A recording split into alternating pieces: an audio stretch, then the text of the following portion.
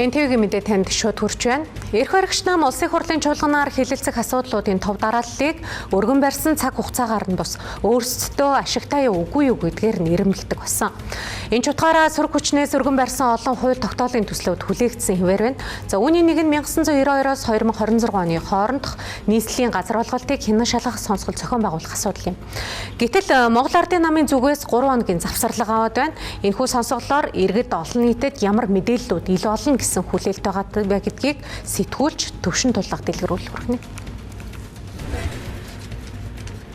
За нийслэл Улаанбаатар хоттой холбоотой авилгын хамгийн том сүлжээ юун дээр үнэлж байна вэ гэх юм бол мэдээж газар олголттой холбоотой гэдэгтээ маргах хүн бол байхгүй. За өнгөрсөн хугацаанд Улаанбаатар хотыг бетон ширэнг болгосны гол буруут нь үе үеийн засаг дарга нар гэдэг шүүмжлэгч бий. За гэхдээ хэний үед хичнээн газрыг хэн гэдэг хүнд олгосон бай. Үүний цаана үнэхээр авилга албан тушаалын гэмт хэрэг байна уу үгүй юу гэдгийг за улсын хурлын гишүүн Баатархүү Батчимэг тэргүүтээ 35 гишүүн өнгөрсөн жил сонсгол зохион байгуулах одоо ийм санаачлагыг бол гаргаж дэмжигдсэн байдаг.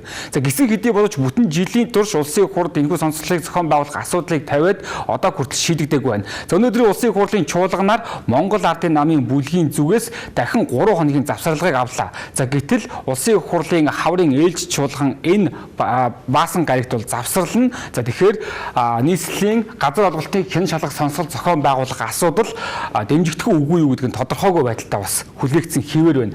За улсын хурлын гишүүн Баатархүү Батчимэг нарын зүгээс үндсэндээ 1992-оос 2006 оны хоорондох үеийн засаг дарга нарын үед одоо газар олголтуудыг бол хянан шалгая гэдэг асуудыг тавьж байгаа. За үүнд нийтдээ үндсэн 3 асуудал байгаа. За нэгдүгээрт нийслэлийн иргэдийг газар өмчлүүлэх хууль яагаад хэрэгжихгүй байна вэ гэдэг асуудал. Учир нь гэх юм бол өнөөдөр Улаанбаатар хотын 10 иргэн тутмын 8 газараа өмчилж авч чадаагүй байна. За үндсэндээ өнгөрсөн хугацаанд 10 иргэн тутмын 2 нь л газараа өмчилсөн гэсэн үг. За харин газараа өмчлж чадаагүй 8 иргэн өнөөдөр газрын албан дээр очиход ямар хариу тайлбар өгдөг вэ гэхээр нийслэлийн газрын нөөц дууссан танд олгох газар байхгүй гэдэг ийм асуултыг бол тавьдаг. За тэгвэл яагаад өнөөдөр нийслэл Улаанбаатар хотыг тойрсон энэхүү ногоон бүсийн газрууд хэний эзэмшилд хэн гэдэг даргын зөвшөөрлөөр очих уу гэдэг асуудлыг энэхүү сонсголоор бол илрүүлье, ил болгоё гэдэг асуудал тавьж байгаа юм. Учир нь хэм бол өнөөдөр иргэнд очих ёстой 0.7 газрууд яагаад томоохон эрх мэдэлтнүүдийн, томоохон компаниудын, хувь хүмүүсийн мэдэлд очив гэдгийг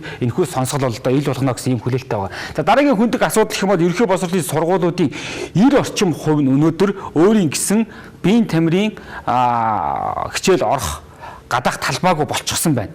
Үүний цаана өнөөдөр ерөнхий боловсролын сургуулийн захирлууд өөрсдийнхөө биеийн тамирын талбайгаа ланд 200-аар сольжигдгоо гэдэг ийм яриач гэсэн байдаг. За тэгвэл үнэхээр хэний үед ямар сургуулийн захирал өөрийнхөө сургуулийн талбайгаа хэн гэдэг иргэн хуулийн этгээдэд ямар учраас шилжүүлсэн бай. Үүнд нь нийслэл дүүргийн удирдлагууд ямар оролцоотой байсан бэ гэдгийг ч гэсэн энэхүү сонслоор ил болно гэсэн юм хүлээлттэй байгаа. За дараагийн асуудал бол мэдээж Богдхан уулын 33 аманд одоо энэхүү отог гэдэг нэрийдлэр газар олгосон үе байгаль орчны сайдууд болоод нийслэлийн удирдлагуудтай холбоотой асуудал зүй болцоор хөндөгдөн. Тэгэхээр бид бүхэн өнгөрсөн 30 жилийн хугацаанд нийслэлийн газар олголттой холбоотой асуудлыг битүү авилгын сүлжээ, үүр уурхай хэмээн шүүмжилсээр ирсэн. За гэхдээ хэн яг хэнд хэдэн төгрөгөөр энэ нийтийн эзэмшлийн цаан талбай, гудамж талбай газруудыг зарчихва гэдгийг араас улс суурьтай хандаж ухаж төнхчөөгүй. За тэгвэл энэ удаагийн сонсгол бол энэхүү асуудлыг хөндөх ухаа гэсэн хүлээлттэй байна. Гэхдээ эрх баригчдын зүгээс яг энэхүү сонсголыг зохион байгуулах сонирхолтой таар байна.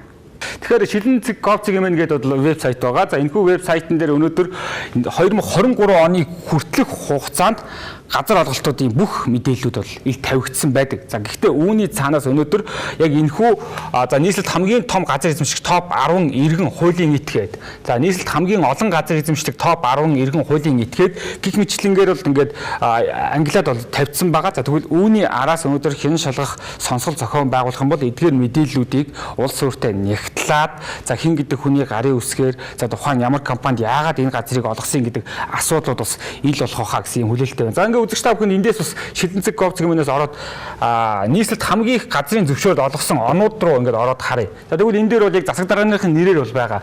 За Эрдэнийн Батуулийн үед нийтдээ 363,937 га газрыг олгосон байгаа. За энэ нь бол нийтдээ 222,134 зөвшөөрөл гэсэн үг.